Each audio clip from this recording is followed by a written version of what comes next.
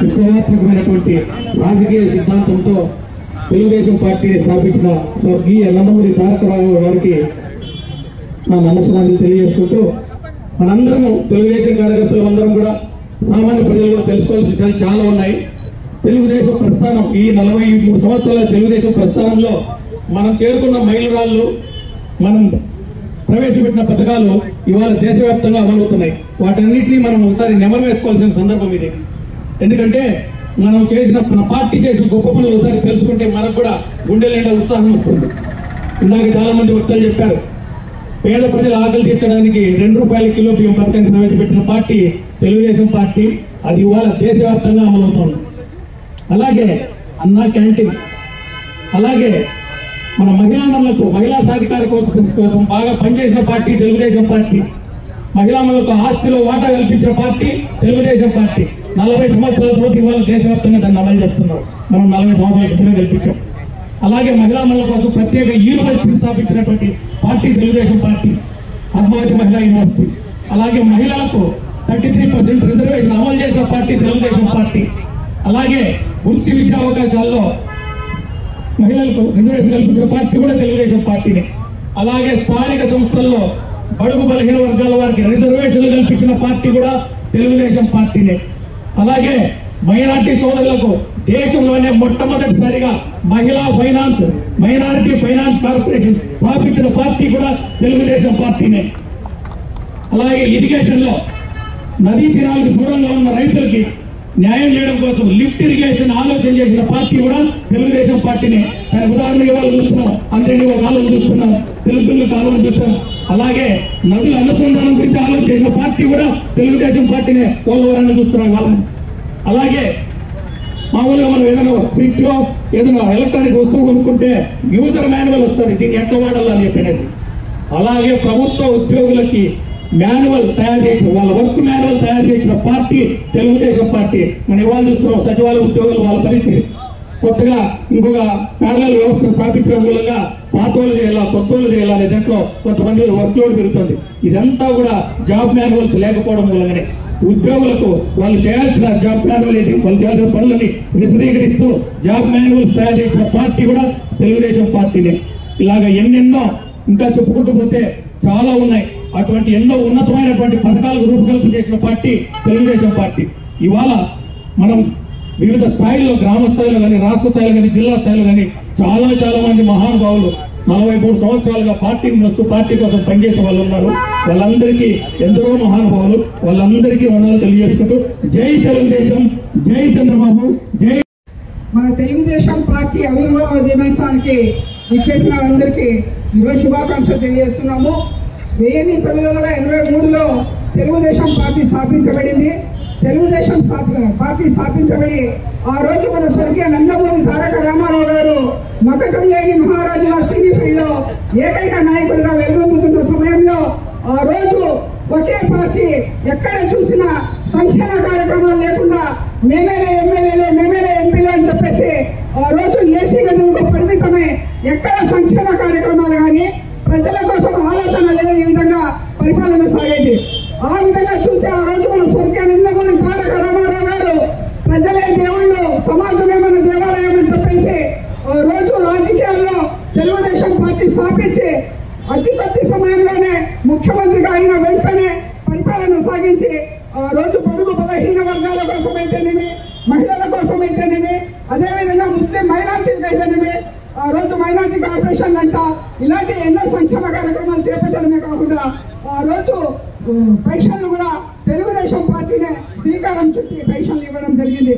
అదే నానుడితో అదే అడుగులో అడుగు వేస్తూ మన నారా చంద్రబాబు నాయుడు గారు, మన ఆంధ్రప్రదేశ్ ముఖ్యమంత్రి గారు అదే దీంతో ఈ రోజు నడుస్తూ మన ప్రజల కోసం సంక్షేమాలు చేపట్టి అహర్నిశలు మా కోసం కష్టపడుతూ మా రాబోయే పిల్లల కోసం ఆలోచన చేస్తూ ముందుకు కొనసాగుతున్నారు. ఆ రోజు ఇచ్చిన పెన్షన్లు ఈ రోజు 4,000 రూపాయలు, 6,000 రూపాయలు ఇస్తున్నారంటే అది మన తెలుగుదేశం చలవే అని చెప్పేసి ఈ సందర్భంగా తెలియజేస్తున్నాను. అదేవిధంగా మన నారా లోకేష్ బాబు గారు విద్యా అభివృద్ధి గురించి ఈ రోజు ఎన్నో సంస్కరణలు తీసుకొని వస్తే ముందుకు సాగుతున్నారు. అదేవిధంగా చెప్పిన మాట నిలబెట్టుకుంటూ ఈ రోజు ప్రజల్లోనే ఉంటూ ప్రజల కోసం మేము తెలుగుదేశం పార్టీ మన ముఖ్యమంత్రి నారా చంద్రబాబు నాయుడు గారు అయితేనేమి, లోకేష్ బాబు గారు అయితేనేమి, వారి అడుగుజాడల్లోనే వారి కనుసన్నల్లోనే అభివృద్ధి కొనసాగుతూ ఉంది. ముస్లిం మైనార్టీలు కానీ ప్రతి ఒక్క కులానికి, మతానికి, మహిళలకు అందరికీ సంక్షేమ కార్యక్రమాలు అందుతున్నాయి అని చెప్తే అది తెలుగుదేశం పార్టీ ఘనత అని చెప్పేసి ఈ సందర్భంగా తెలుస్తున్నాను. అదేవిధంగా వారు చెప్పిన విషయాల్లో అడుగు వేస్తే మన కందికొండ వెంకటప్రసాద్ గారు కదిరి ఎమ్మెల్యే ఈ రోజు అదే విధంగా ఆలోచన చేస్తూ అహర్నిశలో పాటుపడుతూ మన ప్రజల కోసం సంక్షేమాల గురించి ఆలోచిస్తూ పనులు చేస్తున్నారంటే ఇంకా మన పార్టీ కొద్ది కాలమే అయింది, అది 9 నెలలు అయింది. కాబట్టి ఇంకా చేసే పనులు చాలా ఉన్నాయి, ఇంకా చేయదలసిన పనులు కూడా చాలా ఉన్నాయి. కాబట్టి మన కందికొండ వెంకటప్రసాద్ గారు 20 సంవత్సరాల నుండి కదిరిలో ఉన్నారు. ముస్లింలకైతేనేమి, మహిళలకైతేనేమి, ప్రతి ఒక్క కులానికి, మతానికి ఏం జరుగుతూ ఉంది, ఏం సంక్షేమ కార్యక్రమాలు కావాలని చెప్పేసి అంత అవగాహన ఉంది. కాబట్టి అందరి సంక్షేమమే వారి భవిష్యత్తు అని చెప్పేసి పనులు చేస్తున్నారంటే అది ఎంతో గర్వకారణం, తెలుగుదేశం పార్టీ ఇచ్చిన అదృష్టం అని చెప్పేసి ఈ సందర్భంగా చేస్తూ ఈ అవకాశం ప్రముఖంగా స్థానం ఇచ్చి ప్రోత్సహించి ఈరోజు తెలుగుదేశం పార్టీలో చాలా మంది లోక్సభ స్పీకర్లుగా, అసెంబ్లీ స్పీకర్లుగా, మంత్రులుగా, ఎంపీలుగా, ఎమ్మెల్యేలుగా, డిప్యూటీ చైర్మన్లుగా, మున్సిపల్ చైర్మన్లుగా ఈరోజు అట్టడుగు వర్గాలకు స్థానం కల్పించిన మహానుభావుడు నందమూరి తారక రామారావు గారు. ఆయన వ్యవస్థాపన చేసినటువంటి తెలుగుదేశం పార్టీ ఈరోజు ప్రజలు ఒక బలమైన రాజకీయ పార్టీగా కోటి సభ్యత్వాలకు పైగా ఈరోజు పార్టీ రికార్డు సృష్టించిందంటే అది కార్యకర్తల బలం.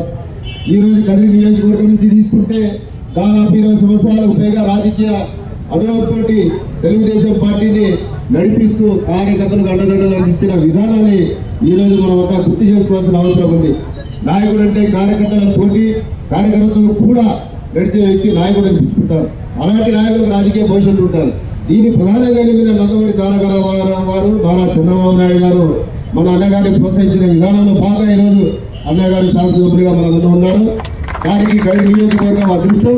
అంతేకాకుండా కదిరి నియోజకవర్గం అభివృద్ధిలో ముఖ్యంగా దళిత సామాజిక వర్గాలుగా మేము గుర్తు చేస్తా ఉన్నాం. ఈరోజు ఎమ్మెల్యే గారికి దళిత సామాజిక వర్గాల్లో చదువుకున్న వ్యక్తులు చాలా మంది ఉన్నారు, విద్యావంతులు.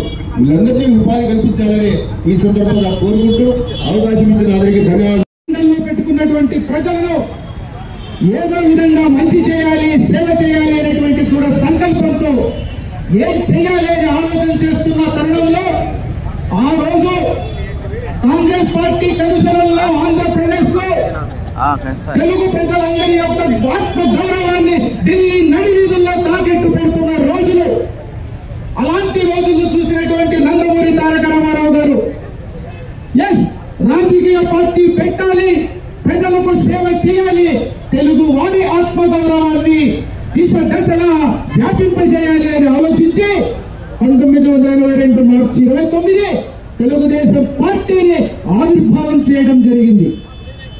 అలా జరిగినటువంటి పార్టీ కేవలం 9 నెలల్లో అధికారాన్ని చేజెక్కించుకుంది. దాదాపుగా లోక్సభలో కూడా అప్పట్లో 42 లోక్సభ సీట్లు ఆంధ్ర రాష్ట్రంలో ఉంటే 35 సీట్లు గెలిచి కాంగ్రెస్ పార్టీ గుండెల్లో కడపుట్టించినటువంటి పార్టీ తెలుగుదేశం పార్టీ. అలాంటి పార్టీని భూస్థాపితం చేయాలని ఎంతో మంది కలలు కంటున్నా వారి కలలుగానే మిగిలిపోయాయి. వారు భూస్థాపితం అవుతున్నారు కానీ 43 సంవత్సరాలుగా కార్యకర్తల యొక్క బలంతో, కార్యకర్తల యొక్క ఆవేశంతో ఈ పార్టీ ముందుకు నడుస్తూనే ఉంటుంది. ఎప్పటికీ చిరస్థాయిగా తెలుగుదేశం పార్టీ తెలుగు ప్రజల గుండెల్లో వెలిగించుతూనే ఉంటుంది. చంద్రబాబు నాయుడు గారు ఈ యొక్క పార్టీని పగ్గాలు చేపట్టిన తర్వాత అభివృద్ధి ఏంటో పరుగులు పెడుతుంది ఈ రాష్ట్రంలో. అలాగే నారా లోకేష్ బాబు గారు ఈ రోజు పతాక ఆవిష్కరణ కోసం ఇచ్చేసేటువంటి మన అందరి నాయకులు కదిరిగా జిల్లా శ్రీ కందికొండ వెంకట ప్రసాద్ గారికి స్వాగతం.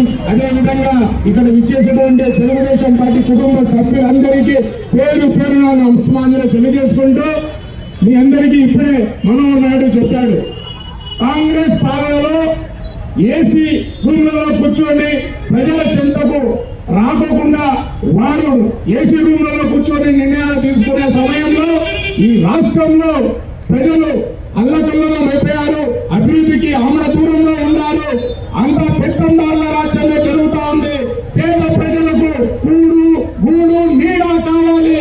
ప్రజా సంక్షేమమే ధ్యేయంగా, ప్రజలే దేవుళ్ళు, సమాజమే దేవాలయం లాంటి ఒక తెలుగుదేశం పార్టీ రావాలా అని చెప్పి సంకల్పంతో 1982వ సంవత్సరం మార్చి 29వ తేదీన తిరుపతిలో శ్రీ కలియుగ దైవం శ్రీ వెంకటేశ్వర స్వామి సన్నిధిలో పార్టీ ఆవిర్భావం చేసిన ఘనత నందమూరి స్వర్గీయ నందమూరి తారక రామారావు గారికి దక్కింది. మీ అందరికీ తెలుసు, ఆ రోజుల్లో మేము ఎక్కడైనా ఎమ్మెల్యేని కలగాలంటే కూడా చాలా ఘనంగా కానీ అటువంటి పరిస్థితుల్లో రూపుమాపే ఎవరు ఎన్టీ రామారావు గారు అభ్యర్థి పెడితే వాళ్ళందరూ గెలిచిన సందర్భాలు ఉన్నాయి. అటువంటి పార్టీ ప్రజలు 9 నెలల్లోనే ఈ రాష్ట్ర అధికారాన్ని ఇచ్చినటువంటి ప్రజలు నందమూరి తారక రామారావు గారికి, అదేవిధంగా ప్రజా సంక్షేమమే ధ్యేయంగా పనిచేసినటువంటి తెలుగుదేశం పార్టీ ఎన్టీ రామారావు గారు, అదేవిధంగా చంద్రబాబు నాయుడు గారు కూడా అనేక సంక్షేమ కార్యక్రమాలు చేస్తూ పార్టీని ముందుకు నడిపిస్తున్నారు. అదేవిధంగా ప్రతి నియోజకవర్గంలో దాదాపు 20 సంవత్సరాలుగా నేను తెలుగుదేశం పార్టీ కార్యకర్తలకు అండగా ఉన్నాను, పేద ప్రజలకు అండగా